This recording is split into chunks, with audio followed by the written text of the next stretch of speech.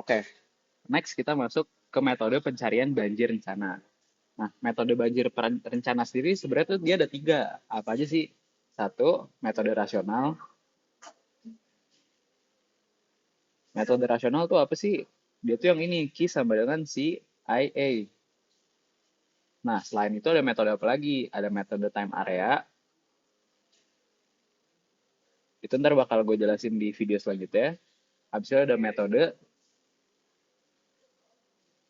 unit unit hydrograph. Unit hydrograph. Nah, ketiga ini dia tuh sama-sama buat ngitung banjir rencana sebenarnya. Oke, next adalah yang harus kita hitung adalah si Q sama CIA karena di sini diminta banjir rencana kan. Nah, kalau misalnya ingat di tugas kemarin dia tuh tinjauannya per subdas kan. Sebenarnya itu konteksnya adalah biar kita semua tuh ngitung masing-masing lah. Tapi kita di sini kita diminta ngitung per das gitu. Komponen apa aja sih yang dibutuhin? Pertama tuh ada si C, habis itu ada si I, sama si A, gitu kan. Kita mulai satu-satu dari, kita ikutin aja kemauan soal nih. Pertama dari TC-nya dulu. Berapa menit waktu yang diperlukan? Kita masukin di sini. Udah gue udah buatin Excel ya. Dia itu rumusnya yang ini kan sebenarnya. Rumusnya itu kita tapi pakai yang bawah, jangan yang atas, yang 0,0198. Kenapa? Yang atas tuh dia tuh satuannya pakai feet. Sedangkan kita kan satuannya pakai meter semua kan. Meter dan kilometer. Sebenarnya boleh-boleh aja kita pakai yang atas, cuman kan kalian mesti convert dulu gitu kan. Jadi kita pakai yang atas, kita pakai yang atas, pakai yang bawah, pakai yang bawah dengan kita masukin nih data-datanya apa aja. Di sini kan pertama ada L nih. L-nya tuh kalau pakai NPM gue tuh 14 kilometer, jadi 14.000 meter. Habis itu ada perbedaan elevasi, itu sebenarnya tuh tujuannya buat ngitung slope kan. Cuman karena slope-nya udah dikasih tahu 4%, kita langsung dapet nih. Dapat waktunya itu 106 menit, 51. Ya kan? Sudah dapat kayak begitu, next yang kita harus lakukan adalah kita convert ini ke jam dulu. Karena dalam mau ngitung pakai intensitas hujan rencana, itu tuh kita butuhnya tuh dalam waktu dalam bentuk jam gitu TC-nya. Kita lihat intensitas kan rumusnya adalah R24/24. Ini bisa kalian baca. Nah, di sini itu tuh kita lihat tuh durasi dalam bentuk jam kan. Kita lihat RT yang dibutuhin dalam perhitungan I adalah PB periode udah R24. Nah, ditanya nih, berapa milimeter R24 das X itu sesuai hasil Thiessen isohet soal 2. Nah, seharusnya dalam perhitungan yang ideal itu kita menghitung hujan rencananya itu dengan rumus yang ini guys.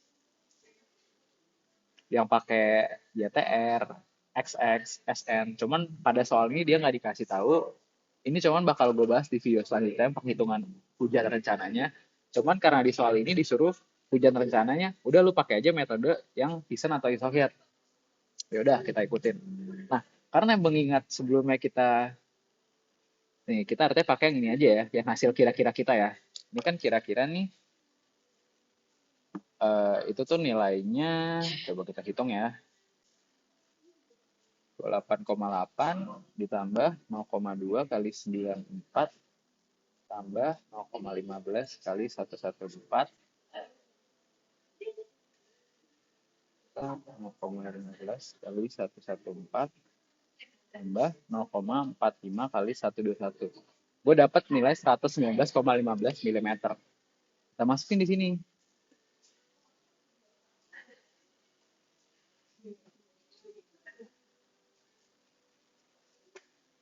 Seratus sembilan belas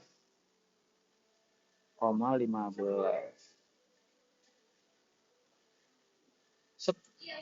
Kita dapat I-nya itu kira-kira ini 1,83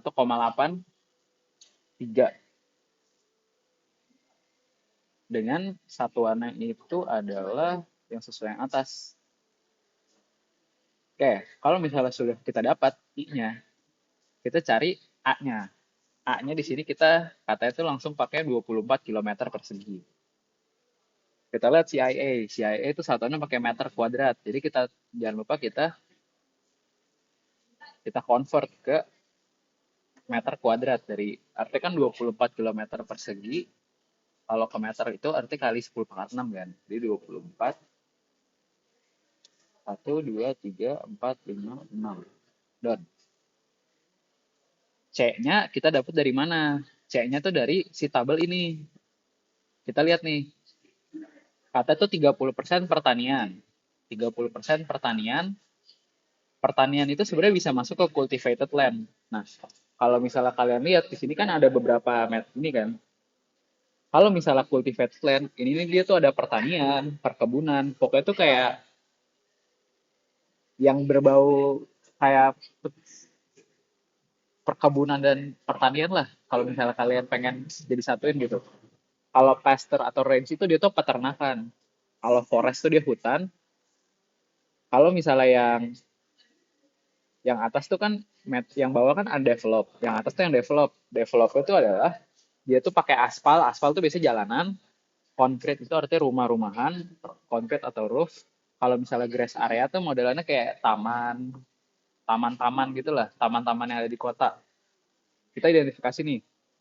Di sini katanya 30% pertanian, 10% perkebunan, 20% hutan. Artinya bisa dibilang 40% cultivated land, 40% cultivated land, 40% cultivated dengan slope itu 4%. 40% slope. Habis itu next ada 40% develop yang konkret itu karena pemukiman. Terakhir 20% hutan. Slope-nya dia sama semua yang 4% ya. Karena kita pakai keseluruhan. Kita lihat di tabel, kata itu C-nya, kalau cultivated 4%, itu artinya dengan payback period 10, artinya di kolom ketiga, itu tuh 0,41. Kalau misalnya konkret atau roof tuh 0,83, kalau forest itu 0,36. Nah, setelah dapat gini, itu kita pengen cari C secara keseluruhan. Gimana caranya? Caranya sebenarnya mirip kayak metode perbandingan aja sih, metode Thiessen kalau kalian ingat. Itu adalah 0,41 dikali 40% ditambah 0,83 kali 40% ditambah 0,36 dikali 20%. Nah, kalau misalnya ntar bentuk soalnya berbeda, misalnya dikasih tahu luas area hutan tuh berapa persen, berapa meter, berapa kilometer persegi, ntar kalian bentuknya gini, luas area hutan per total dikali luas total dikali C-nya, C hutan, ntar kalian tambahin sama yang konkret ditambah yang cultivated. Simpel itu aja. Ini persentase kan lagi-lagi karena perbandingan kan. Gitu. Ntar kita hitung, ini hasilnya kan kira-kira kalau kita hitung nih,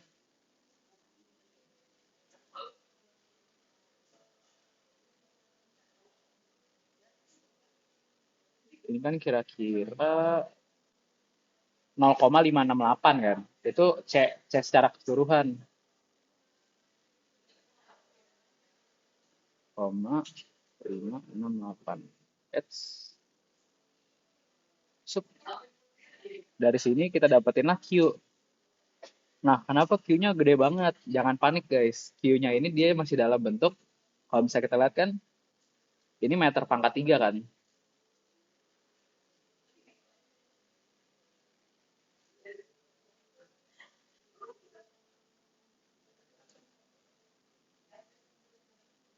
Nah, kita lihat di sini. Q-nya ntar bakal sebesar ini guys jadinya.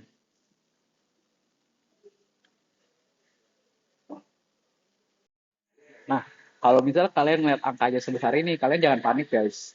Ini kan sebenarnya debit rencana tuh bentuk akhirnya tuh meter pangkat 3 per second. Cuman ingat, I itu dalam bentuk milimeter per jam kan.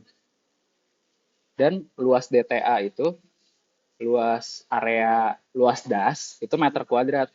Artinya sebenarnya tuh si I ini nih secara nggak langsung harus kita rubah ke meter per second dulu. Gimana caranya? Kan I-nya tuh pada 1,838 milimeter per jam. Kita mau rubah dia ke meter per second gitu kan. Gimana caranya? Gini caranya. Jam kan artinya kalau mau itu jadi 3.600 second kan. 3.600 second. Nah, milimeter ke meter tuh kita harus kali 10 pangkat 10 pangkat minus 3. Nah, artinya ntar I barunya tuh bakal kayak begini bentuknya. Kalau misalnya kita hitung di kalkulator tuh dikali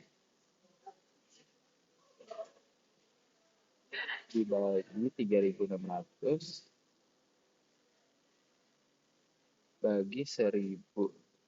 Itu tuh nilai Q-nya tuh harusnya, nilai I dalam meter per second itu 0,123455651 meter per second. Nah, ini kalau misalnya kita masukin ke sini, nah ini Excel-nya belum gue convert guys. Jadi kayak, makanya tadi agak janggal ya hasilnya ya. 1, 2, 3, 4, 5, 6, 5, 1. Tep. Nah, hasilnya jadinya 6,95 meter per second. Lebih make sense kan hasilnya kan? Meter kubik per second. Itu buat ngitung banjir rencana.